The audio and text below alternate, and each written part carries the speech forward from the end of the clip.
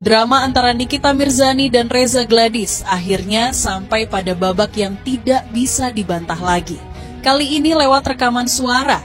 Dalam rekaman yang dipublikasikan oleh tim media sosial Nikita Mirzani, terdengar percakapan antara asistennya, Ismail Marzuki, dengan Reza Gladys. Sebuah percakapan yang justru membalikkan narasi yang selama ini dibangun. Karena dalam rekaman itu, Reza tak terdengar seperti korban. Ia terdengar tenang, bahkan mengakui bahwa ada kelalaian dari pihaknya. Reza menyebut bahwa produk yang seharusnya ditangani langsung oleh profesional di klinik ternyata masih dijual bebas di e-commerce. Ia menyadari keteledoran tersebut berasal dari timnya. Yang tadi dokter Reza bilang itu yang klinik itu kita beli di e-commerce. Nah, aku juga nggak tahu pada saat kemarin dikasih tahu masih ada itu, langsung malahan sama aku e-commerce-nya langsung diilangin aja. Tapi ya udahlah, itu mungkin dari tim pengawasan juga.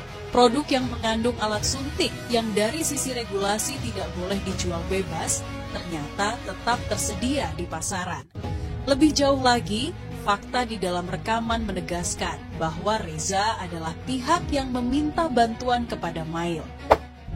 Mail coba ya, Mail lihat dulu gimana. Tolongin Mail, aku sudah berapa bulan gak bulan.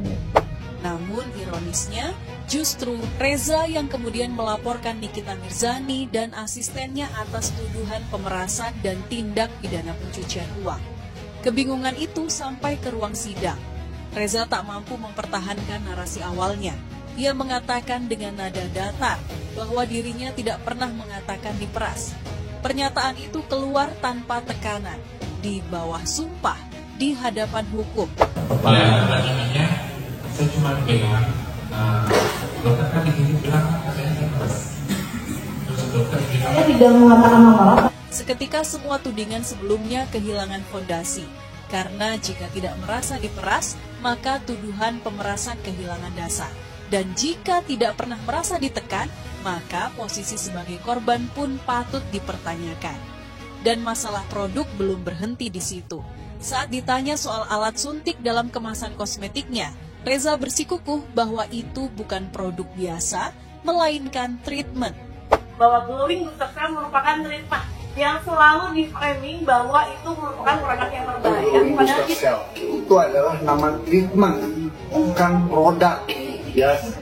Sebuah klaim yang sulit dicerna secara logika, karena treatment adalah layanan yang dilakukan oleh tenaga profesional, bukan barang fisik yang bisa dikirim lewat jasa kurir.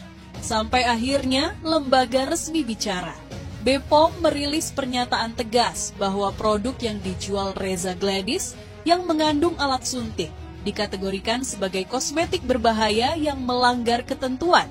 Artinya, apapun label yang disematkan, treatment, booster, atau apapun istilah pemanisnya secara hukum dan regulasi, produk itu tetap melanggar. Jadi, ketika rekaman sudah dibuka, fakta pun bicara.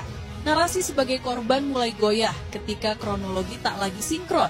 Produk yang disebut aman terbukti melanggar aturan.